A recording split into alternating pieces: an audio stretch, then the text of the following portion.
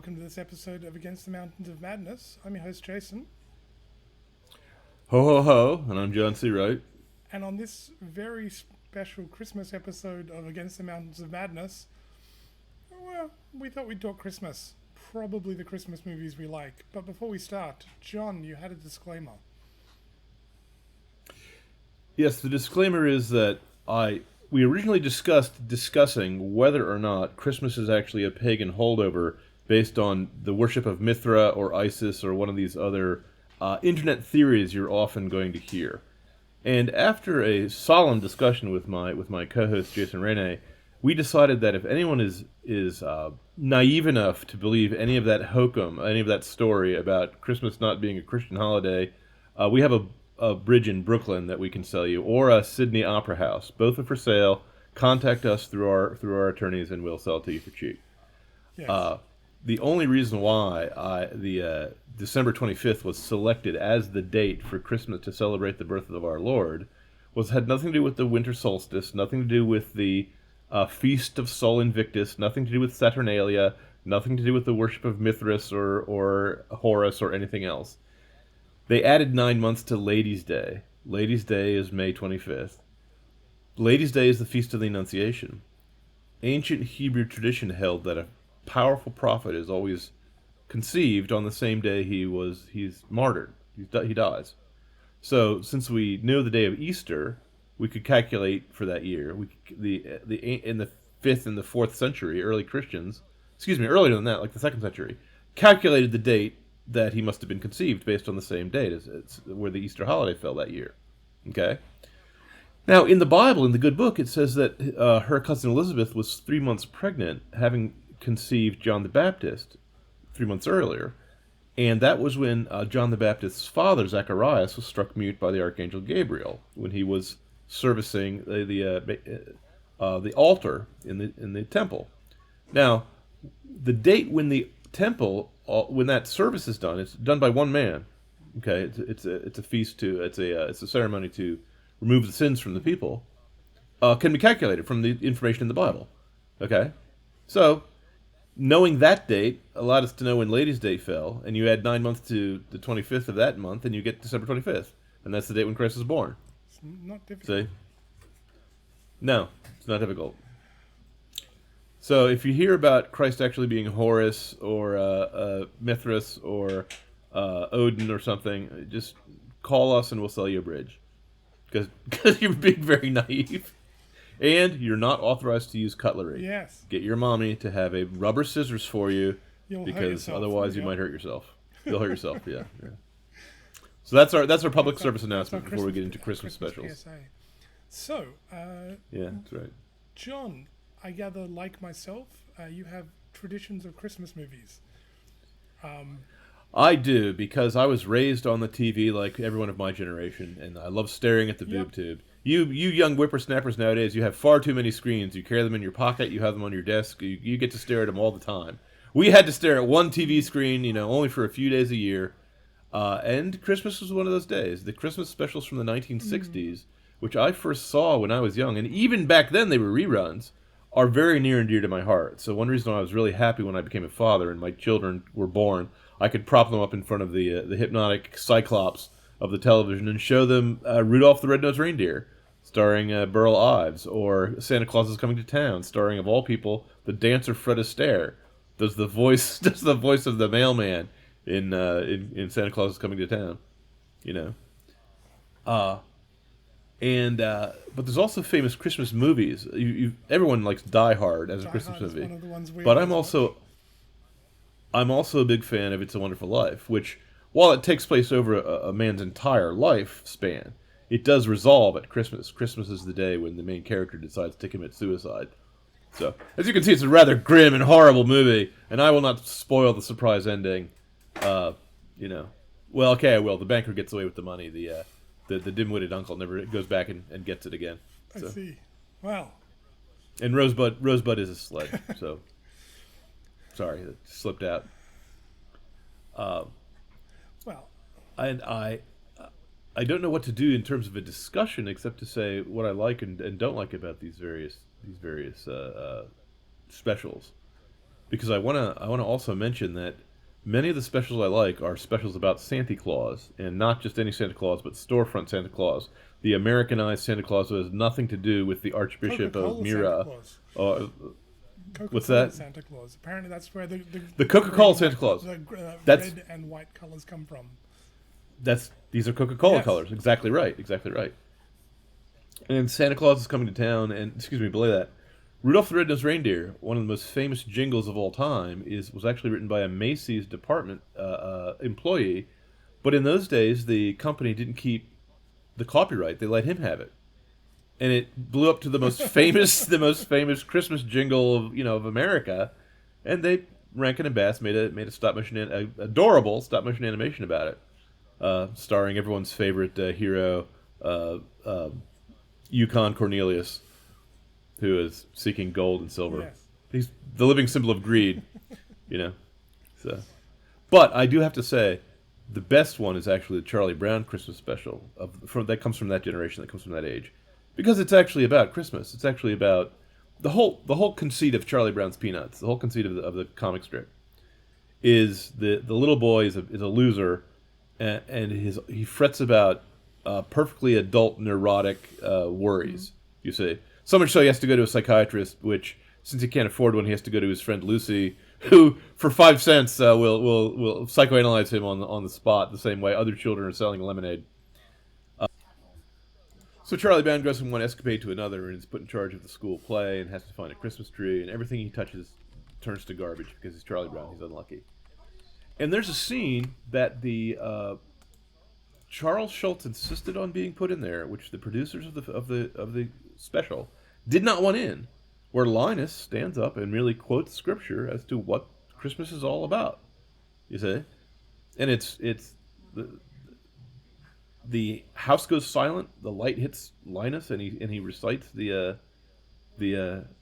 few verses from Luke, and it's just beautiful. It's just moving, and that's what they wanted to cut out. So he does find out what Christmas is actually all about. Christmas is about Christ.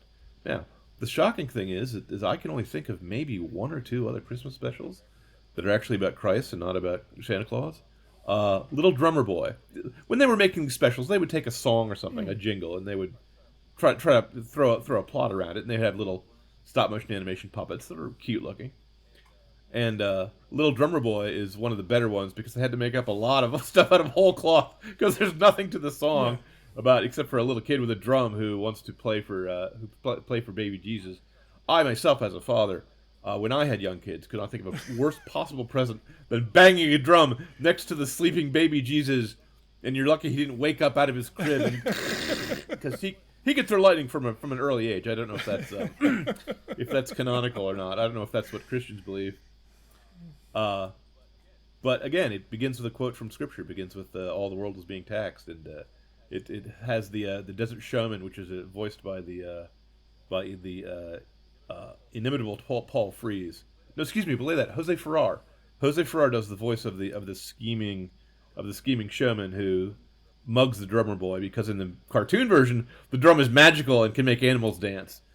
And of course his little lost lamb gets wounded by an evil Roman soldier, and he has to bring it to Christ to be healed, and it's just adorable beyond belief, So that's the only Christmas special I can think of, because even in Die Hard, which we all know is a prime Christmas movie, I don't think Christ is mentioned once, But when the terrorist is dropped from the top of the Nakamura Tower, that's when you toast. It is. At midnight. So there it is. Well, I mean, drink the eggnog. Obviously, in Tolkien-esque style, John McClane in Die Hard is the Christ figure coming to rescue everybody from sin, represented by Hans Gruber and his buddies. There we go. I linked it. Which is why he's barefooted, because that shows his humility. You see. We could run with this. And also why he's ho ho ho, mamma jamma. So yes, quite true. I see that now. Okay. You could have been an English major with that kind of theorizing. That's amazing. We're clearly going to have to co-author a book, The Theology of Die Hard. So. Yes. I'll let you put your name on the front cover. I'm comfortable with that. But so I told you about some of my favorites. I'd like to go into more detail, but I do want to hear from you. What do you have by way of? Did you ever see the Star Wars Holiday Special? I have, for I example. have seen the Star Wars Holiday Special. It is unwatchably awful. I have never seen it because friends of mine say it's unwatchably awful. has- Don't they celebrate Life Day? Yes, however, they celebrate Life Day, but let me put this in perspective for you. The Star Wars Christmas Special has large segments of Chewie at home with his family, who are all talking to each other in Wookiee without subtitles. wow. Like, you can imagine how watchable this is. The guys from Riff Tracks actually did a riff of it that makes it a bit more watchable, but it's not good. As for Christmas movies round my way, well, we watched Die Hard. We might add Gremlins this year. That is also set at Christmas time. My wife. Gremlins is but I have to object. Gremlins is an anti-Christmas movie. It's a movie that's trying to detract from the glamour and wonder of Christmas. Well, maybe we'll take it off the list. So, well, you can watch it and make your own decision. You don't listen to me. I'm a curmudgeon. I'm an old curmudgeon. I'm against everything. We watched Love Actually, which is set at Christmas time as well. Not an entirely appropriate film, but it's very funny and very entertaining. It's a series of intertwined short stories about couples getting together, and it's sort of, working out or not working out. And there's some sad bits and happy bits and funny bits, and it's just that sort of film. Well, anything with Hugh Grant promises to be kind of charming and not that offensive, but I've never seen it. Or excuse me, I saw it and forgot about it many years ago. My wife made me watch it, and I kind of liked it. I enjoy it. I think it's quite watchable. I've turned into a big softie. Whenever my wife gets me to watch a romantic comedy, then I pretend like I'm not going to enjoy it, and then end up being really interested. It's annoying, isn't it? And then I try to watch a good movie, like Die Hard 3 or something, and I just go, oh wow, why is he walking through Harlem? What? So. Well, yeah, Don't tell the man union. They might revoke my man. Don't worry, card, I suffer from the same thing. My wife is trying to convince me to try musicals, and she keeps finding ones I don't mind. So. I like old-fashioned musicals. I own a collection of every Fred Astaire, Ginger Rogers black and white musical. And they're all just wonderful. Well, she showed me to introduce me to the genre. She showed me Seven Brides for Seven Brothers. Have you seen that? Yes. I see it because it has Catwoman in it as one of the seven. Oh, brides. does it? I did. Julie Newmar. Notice, Julie Newmar's Catwoman. It was a wonderfully entertaining film. I'm not sure you could make it these days. You could barely make it in those days. It's about bride napping. It's about the Sabine women. I mean, come on, it's terrible. Stockholm Syndrome. Yes, it was fun though. It was a really good movie. Well, the guy, Stockholm Syndrome, but the guy's Howard Keel, and all those guys are really handsome and fit. So come on. Yeah, understandable. Yes. But it's a fun movie. The other one. Now, does it count as a Christmas movie? Because it does have a long scene over the winter. I don't think that one's a Christmas movie. That is just my wife trying to get me into musicals. But you know what is a Christmas movie? And probably... What's that? So we have Charles Dickens' A Christmas Carol. And there's been many different renditions of that. There was Scrooge when I was a kid, and Spirited last year. I don't know if you know this, but it's the one film that has been remade as different versions more than any other piece of literature. Really? Because there's a Bugs Bunny version. Yes, there's 2 or 3 comedy versions. They made a computerized animation. Disney made a computerized animation version. There's only one. Everyone has one quintessential version of it. And that's the Muppets. I hope you're going to say the Alistair. I hope you're going to say Alistair. The Muppets. Oh, the Muppets. The Muppets is a good version. Yes. No. I agree. I'm forced to agree. That's the one we watch every year. It's the Muppet version. And I can tell you why. It's because Michael York does a bang-up job as Scrooge, and he takes it completely seriously, even though he's surrounded by Muppets. Caine. Michael Caine. I'm sorry, I said Michael York. That's okay, because I was sitting there going, his last name's Caine. What's his first name? He takes it completely seriously, but I have one minor objection. There's an animated version that was voiced by Alistair Sims that's a half an hour long. That's truer to the original and has more of the mystery and wonder in it. It doesn't have Gonzo as Dickens, however. And by the way, the Muppet version is the only version where you hear the original lines from Dickens because they allow Gonzo to quote him. And normally, when it's like Scrooged, when it's the Bugs Bunny version or whatever, you don't get that. Now, there was a version that I saw on a made-for-television movie starring George C. Scott, the actor who played Patton, and he delivered all Scrooge's lines not in an angry tone, but in a tone of genial, mocking amusement. And that spoiled me, because those lines fall on the ear really well when they're said just kind of jovially and dismissively. Oh, a curse on everyone who says Christmas. May they be impaled by their own holly and drowned in their own plum pudding. Things like that. Oh, humbug. See? Now, don't get me wrong. I love the Muppet version. The Muppet version is top notch. But he delivers it like he's angry at someone. Dismissive is a lot more realistic to me, though, you see. Because the reason why this Christmas Carol is so famous is because it's like a gospel in the Bible, okay? It's the story of redemption. You go back through the guy's life, you see his past, present, and future, and you realize where he's heading and how he's living his life. And it's just wonderful. I mean, I don't need to praise it to anyone because you've probably seen it a dozen times. Did you ever watch the TV series Blackadder? Yes, did you ever see the I did, and thought it was tremendously amusing. Did you ever see the... Wait, let me interrupt for a really quick Blackadder story. There's a line from Blackadder that my wife and I found so amusing that we adopted it in our house, and it's now our running joke. There's one scene where Blackadder looks at his dining table and he tells his henchman, Baldric, who's the same henchman as he's reincarnated through several incarnations. He says, I would like this table cleaned up. I want it so clean I can eat off it. Because it tells you what a mess his table is in. And because my wife and I live in a similar mess, we think that joke is really funny. Fair enough. Did you ever see the Blackadder Christmas Carol? No, I don't think I did. They inverted because if you've ever seen Blackadder, of course, Edmund Blackadder is sort of conniving and backstabbing and out for himself, out to make himself wealthy and profit and everything like that. And in the Blackadder Christmas Carol at the start, Mr. Edmund Blackadder is the nicest man in England. And everybody loves him. And basically, everyone's taking advantage of him. Like,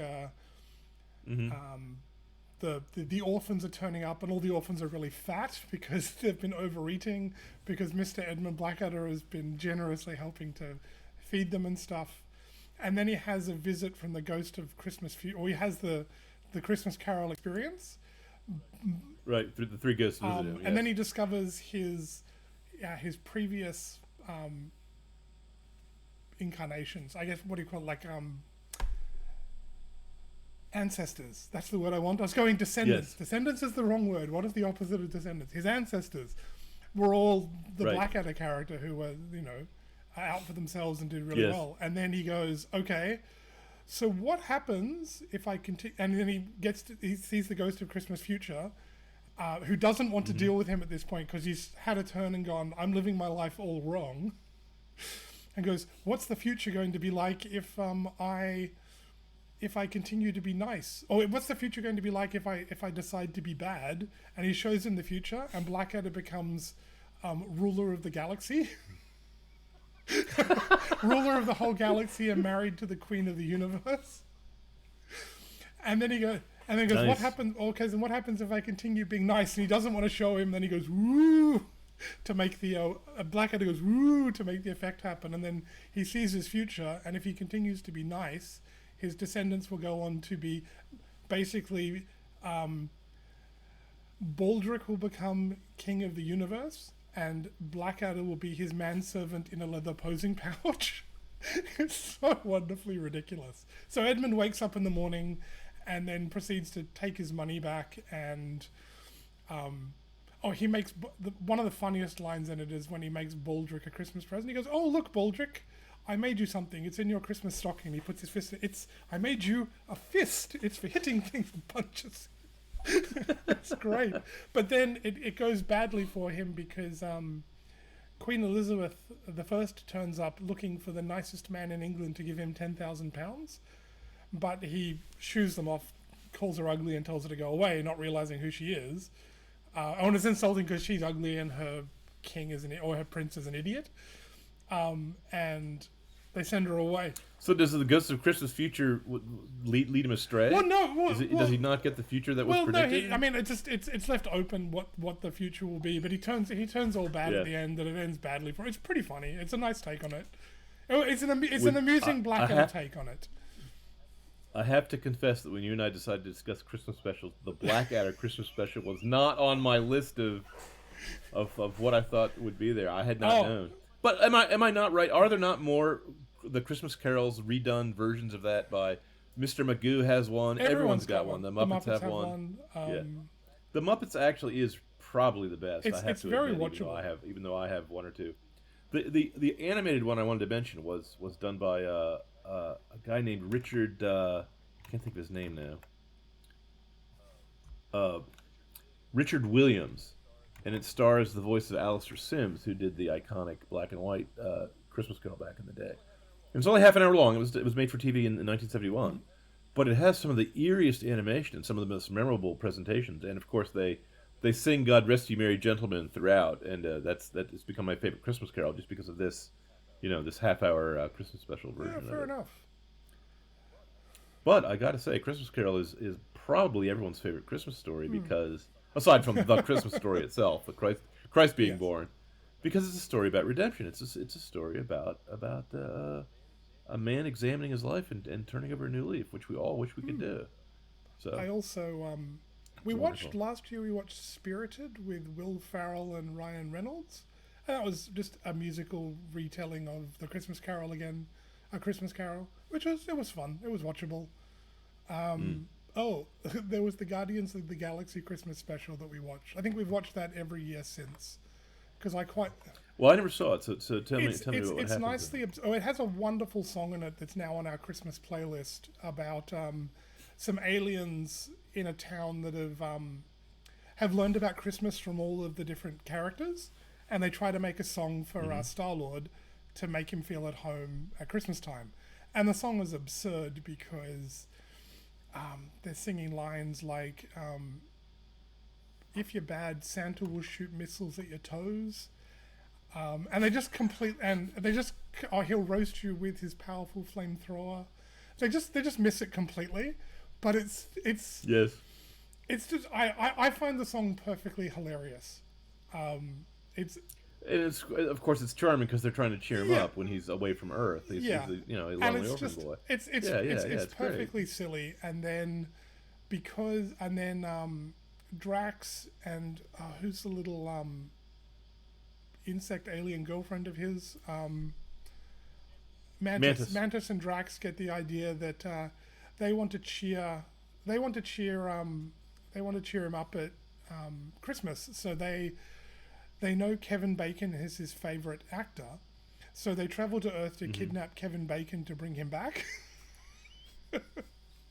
And it gets sillier from there, but I thought it was fun. I mean, it's not very Christmassy apart from the setting, but it's entertaining. I liked all of the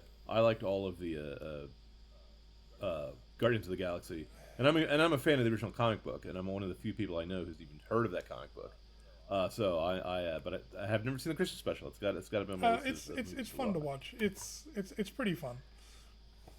So let me tell you a story about Rudolph the Red-Nosed Reindeer, starring Burl Ives as the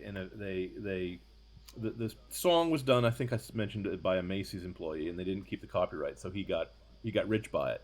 And he tried to do one or two other songs, and they never caught on, and including one that gets thrown into the mix of this movie. And if you remember the storyline of the movie, the Rudolph is shunned because his nose glows. Why am I even bothering? Everyone knows the story. Even people who've never seen the show know the song. Okay. And there's an elf who wants to be a dentist. Well, my 4-year-old son pointed at the elf who wants to be a dentist. His name is Hermey or something. And says, "That's not an elf." I said, "What do you mean, son? Of course he's an elf." He says, "Look at his eyes." And I went, "What?"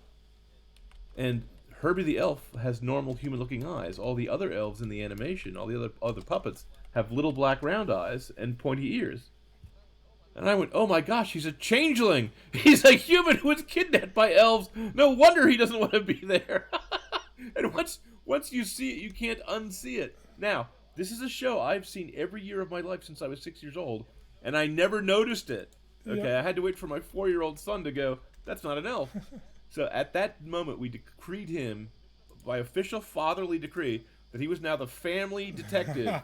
So whenever there's any detective work that needs to be done in my family, we turn to the family detective to get her done.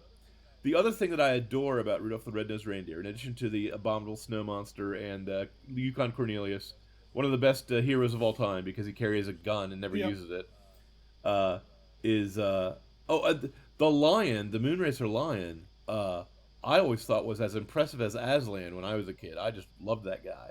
Okay, terrified me, but what can I say? I was a kid. But my favorite part, and this is going to sound really strange, is the fact that Santa Claus. It's the only version of Christmas stories I've seen where Santa Claus is a total jerk. Because when Rudolph finds out, when his false nose, his dad gives him a fake nose because his glowing nose is shameful, is bringing shame on the family. And it falls off, and Santa Claus goes, I'm very disappointed in you. Too bad. He could have been a reindeer too. You'll have to hide him away. It's like, what? Really, Santa? Really? Oh. Not to worry. I don't want to worry our viewers. The Santa does come around at the end when the fog blows in and a necessity requires him to bring on the mutant against his will and make nice with him. So Santa is over a barrel and has no other choice. But he's real. I'm sorry, he's just a terrible guy in that. Oh.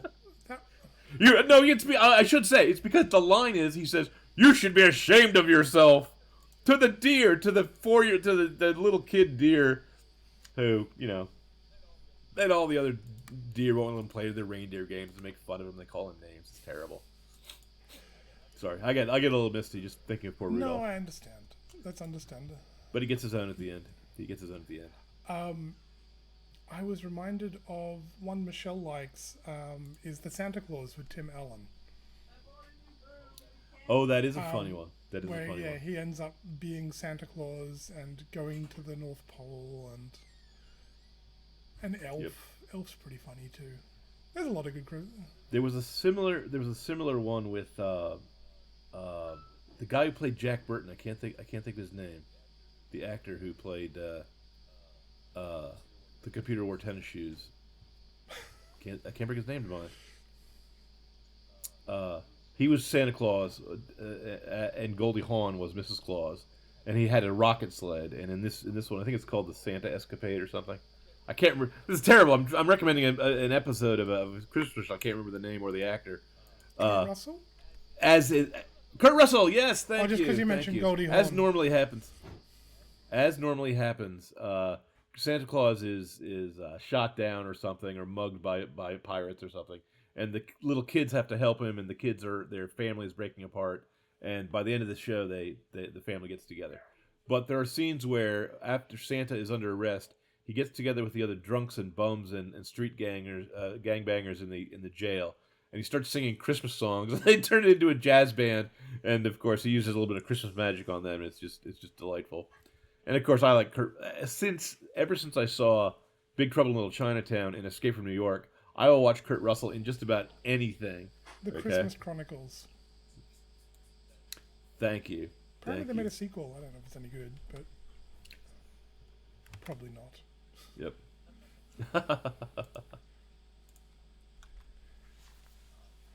Did you ever see Year Without a Santa? It's another one of these stop motion animation puppets. The plot in that is that little kids stop believing in Santa. Santa Claus falls into a depression and gets sick, and Mrs. Claus decides that she's going to mimic Santa and do his rounds for him. One bit of rigmarole leads to another. The two elves have to go find a kid who doesn't believe in Christmas and talk him into believing in Christmas. Something like that. One of the reindeer gets missing. It's mistaken for a stray dog. It gets thrown into the pound. The elves go to the mayor of South Town where the pound is, and they have to convince him that their elves' magic is real and that Santa exists. And the mayor says it will only happen if you make it snow here.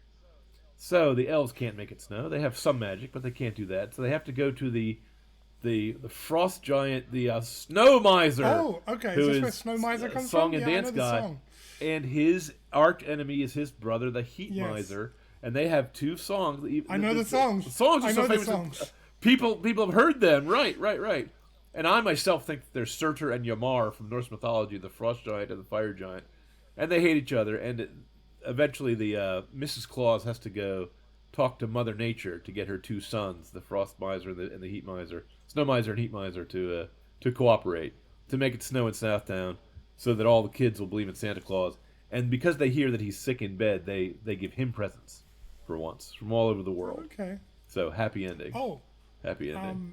it's not a movie, it's episodes of a TV show, but how could we forget Futurama's take on with Robot Santa, with Robot Santa who was misprogrammed and finds everybody to be naughty.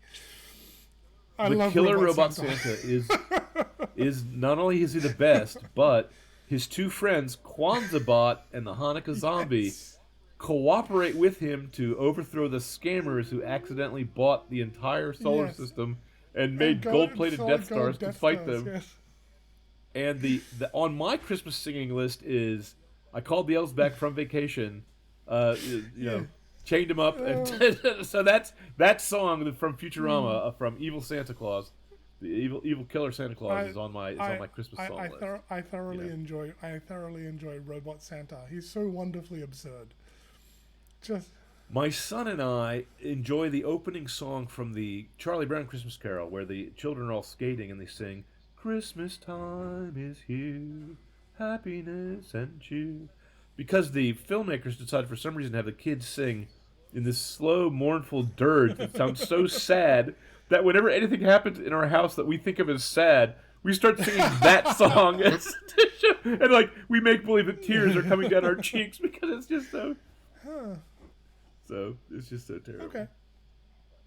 But there was a school play put on, where for reasons of political correctness, the school decided to. It was the Charlie Brown Christmas special, and they decided to put it on using the kids in the school. But they wanted to cut out the scene with Linus because they didn't want to quote the Bible for fear that it would offend the anti-Christians in the room. And the audience rebelled. One guy and then another guy, and then they all stood up and recited the lines, halting the children's play until the lines were read, and then they sat down again. They continued with the play. Nice. So you're not going to get Christ out of Christmas no matter what you try to do, Rankin and Bass or you other people. So now I got to say I'm throwing shade on Rankin and Bass after I just said how much I enjoy all of their Christmas specials. But I have to say they do shows about Santa Claus, not about Christ. But even they can't completely escape. No. The show Santa Claus is Coming to Town, what they do is they have a really simple setup. Special Delivery Kruger is voiced by Fred Astaire. I don't know why they had a dancer do the voice for a voice actor for a puppet show. And all the children have letters that they're supposed to ask him questions. And all the writer did is he has nothing about real Christmas anywhere in the episode. What he does is he just deconstruct. He reverse engineers all of the myths of Santa Claus. Why he has a beard, why he has a red cap, why he flies with reindeer, why he sneaks in through the chimney, and they explain it, they explain this as a series of adventures where he's trying to overcome the evil Burgermeister Meisterburger of Somber Town, where they have no fun at all, and they don't have toys because the Burgermeister has outlawed all toys. And the Burgermeister is the one voiced by Paul Frees. I said that name earlier, and I wrongly attributed it to someone else. No, that's Paul Frees who did the voice. And the voice of Santa Claus is Mickey Rooney is the guy who plays the voice of Santa Claus. He does a bang up job. So what they get is basically they go through the lyrics of Santa Claus is Coming to Town, and they explain why he knows when you're sleeping, he knows when you're awake. He's got a magic snowball that the evil wizard. The Winter Warlock taught him how to make, and like I said, even that show can't escape Christianity altogether, because in the final scene when Santa Claus and Jessica, Mrs. Claus, get married, the Winter Warlock, as often happens when you turn good, and he's turned over a new leaf. He's undergone a Scrooge moment, and he's lost all his magic. But except for two pieces of magic that he can still do. One is to make reindeer fly, and the other is when the couple is about to get married, he gets on his knees and clasps his hands in prayers and prays. He says, "Oh, please give me one more last bit of magic," and he makes lights appear on all the pine trees to form a little impromptu cathedral around the happy couple as they exchange their marriage vows. Oh. So, and the narrator says that when Santa Claus is going to decide what night of the year he's going to give his presents, it's got to be the holiest night of the year, and they show the Star of Bethlehem in the distance. So that's about as Christmassy as they get. Unlike in Little Drummer Boy, where they actually have Mary and Joseph and the three kings of the Orient there, and little baby Jesus performing miracles and healing sick little lambs. So there is still some Christ and Christmas specials after all. Not so much in Die Hard, though we do want to see it. I also notice, I think part of it is just people are too delicate to want to mention Christmas too blatantly. In the old days, they were too delicate. In the modern days, they're too politically correct. Okay. Well, I can tell you from watching shows like The Chosen, it's really hard to do something on a religious theme without offending someone, because there's going to be both Catholics and Protestants and Jews and atheists in your audience. Stop trying. So if you do Scrooge, where Dickens doesn't mention Christ at all, then everyone understands the idea of turning over a new leaf. It's a beautiful idea. But if you're gonna do it, just run with it. Don't worry about who you'll offend. There's no point. There's no point trying to please people who his entire existence is to be offended and take offense at things. Just don't bother trying to appease them. Maybe, but in the old days, I thought they actually thought it was too sacred to approach. Well, for example, the movie Here Comes Mr. Jordan is about a guy who accidentally dies when he's supposed to be alive. And they go talk to God, but they don't call him God. They call him Mr. Jordan because they don't want to be too direct about it. And likewise, in the show the movie that was in England called Matter of Life and Death, and in America was called Stairway to Heaven, a young David Niven accidentally dies before his time, and he gets involved in a law court with the heavenly powers, with the angelic powers, and to see whether or not he's allowed to stay on Earth or not. And again, they never actually say it's God involved, though it clearly is. It's clearly a Christian background. And once again, I'm just going to say in It's a Wonderful Life, the angel Ozbody, whatever his name is, Clarence the angel, who by the way is not an angel, he's a saint. I mean, let's just be theologically correct here. Whenever a bell rings, an angel gets his wings. Okay, that's theologically wrong. St. Thomas Aquinas says angels are each of their own species, purely intellectual beings who exist outside of time. So, but let's not be too harsh theologically on a movie. He goes and talks to Joseph. He never mentions God or Christ by name, but he's sent from heaven as an angel to give a man a second chance at life when he's trying to commit suicide. Well, so very beautiful movie, and I got to say, young Donna Reed is really toothsome. And their children are just adorable. And I did notice that the evil old banker does keep the money at the end of the show, and I really want revenge on him for fooling the simpering, doddering old slow-witted uncle, who is the comedy relief guy in the film. I would note, in terms of putting Christ on screen, Monty Python's The Holy Grail, they were asked about that, because it's a very brief scene where you see Jesus, and they said the problem was you could never put Jesus on screen and make it funny. It ends up because of who he is, you can't. He just they tried, it didn't work. They gave it a go, but it didn't work. Well, VeggieTales, which is very obviously and very openly Christian, is trying to preach Christianity to the kids, promised up and down they would never show Christ on screen as a vegetable, But I noticed, even in Ben-Hur was filmed long before there was political correctness.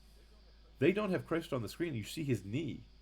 He walks by, and you see his crucifix in the distance, and his Ben-Hur's mother and sister, who were lepers, get healed. And it's obviously, openly, clearly Christian in beginning, middle, and end. But they never show Christ. For a moment, I mean, it's like we're Muslims and we're not who are not allowed to show any images of the prophet.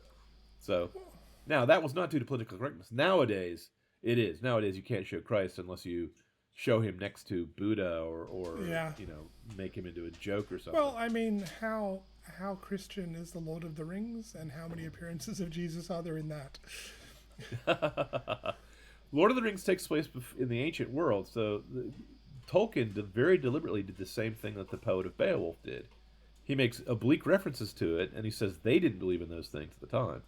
And if you reread it with an eye to Christian hope, you'll see these guys over and over again.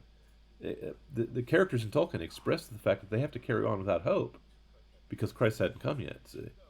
Though, if you read the Silmarillion, it's very clearly it takes place in a not just a Christian but a rather Catholic flavored background. You know, Lembas look a lot like communion wafers, things like that.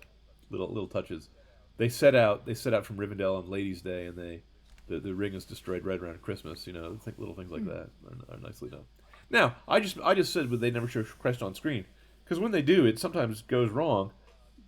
Jesus Christ Superstar, the musical. I used to like when I was a kid, back when I was an atheist kid, and I tried to don't watch it. I tried to rewatch it with my kids, and my wife didn't understand why I wanted to see this movie.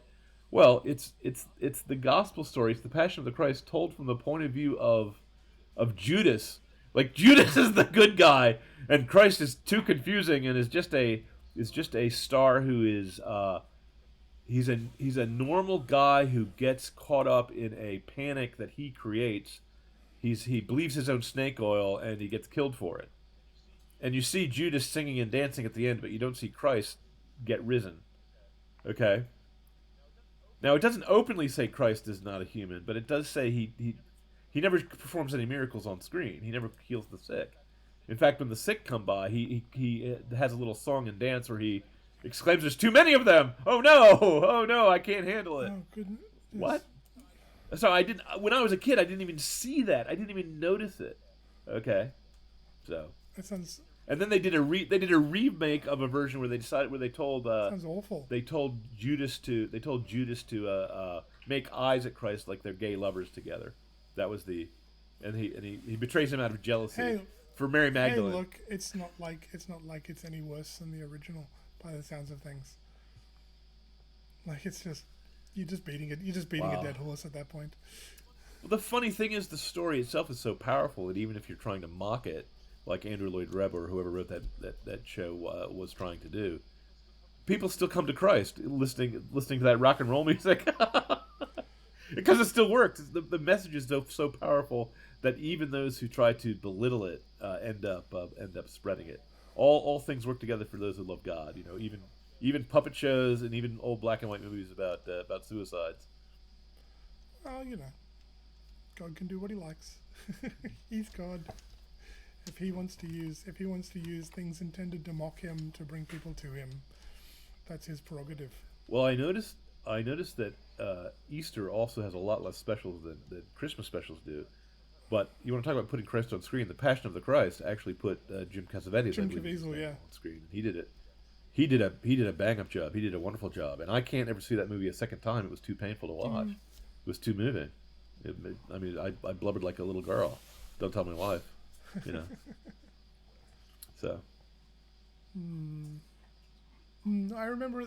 But that's a little off topic. That's a little off topic because that's the Easter story, not the Christmas story. Well.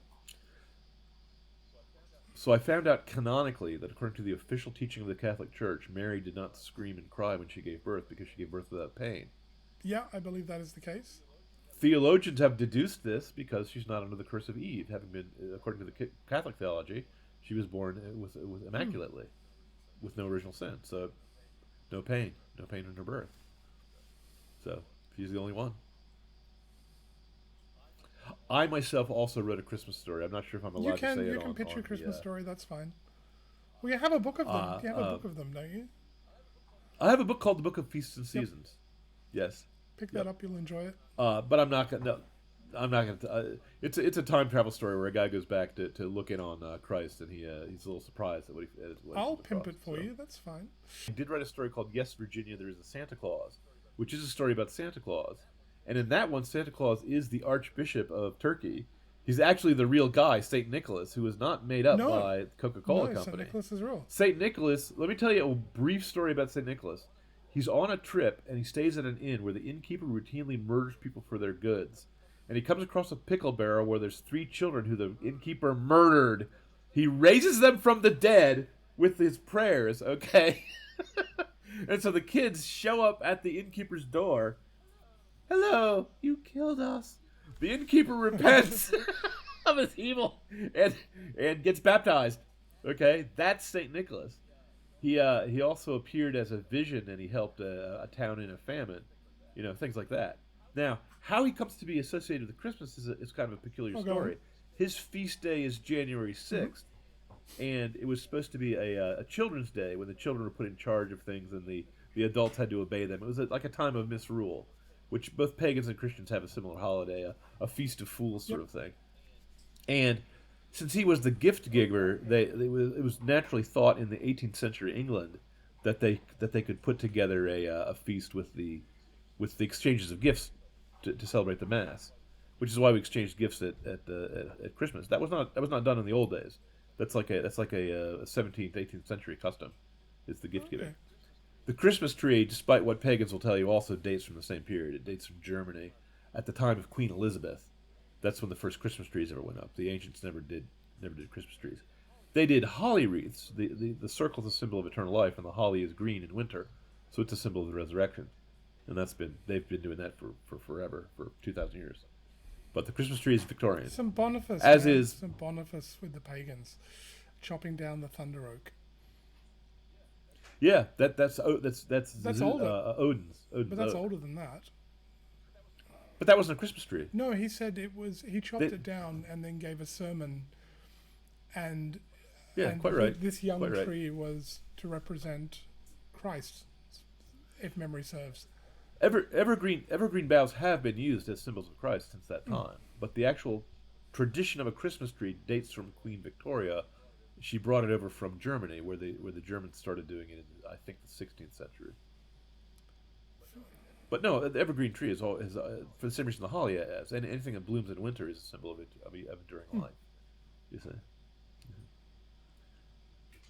which is why Burl Ives sings "Have a Holly Jolly Christmas" at the beginning of the Christmas special with the Rudolph the Red-Nosed Reindeer. So. Well, yes. Now it is a difficult theological question to discuss. When Santa has 8 tiny reindeer, is Rudolph counted among them? And if so, which other reindeer has to step down? I would say Donner, because Donner's really rude. He did lead the Donner party. I'm just kidding. That's another Christmas special, by the way, is a Prancer. There's a Christmas special about a girl who comes across a reindeer, and she's convinced it's one of Santa's reindeer. And in all these Christmas specials, it turns out that these kind of Oh, we didn't even mention Miracle on 34th Street is also one where Santa Claus is on stage as Santa Claus, and you can't tell whether he's a crazy man or not. You see? They keep it carefully ambiguous. And speaking as a lawyer, I have to tell you that the court scene at the end is not conducted according to the actual principles of. On the other hand, it's a sanity hearing. It's not actually a court of law, but it's a charming film, and it stars a very, very young Natalie Wood as the child role. Okay. And I think we still have the Macy's Day Parade to this day, which is what starts off the film. It's on the day after Thanksgiving, or on a Thanksgiving Day parade. Excuse me. I think they're still doing it. I don't recall it. It's been I don't believe so. Okay. All right. So that tradition goes all the way back to Macy's and Gimbel's. All of our ancient traditions in America go back to Coca-Cola and department stores and the jingles written by Macy's and so on. There you go. Well, with a few borrowings from the Dutch and the Germans. That's why he's Kris Kringle. That's why he's Santa Claus is Dutch. So. Well, on that note, I think we should probably wrap this up about now. To everybody, have a good Christmas. See your families. Go to church. Go to the midnight mass. That's always my favorite. And you have to say it this way: Merry Christmas to all, and to all a good night.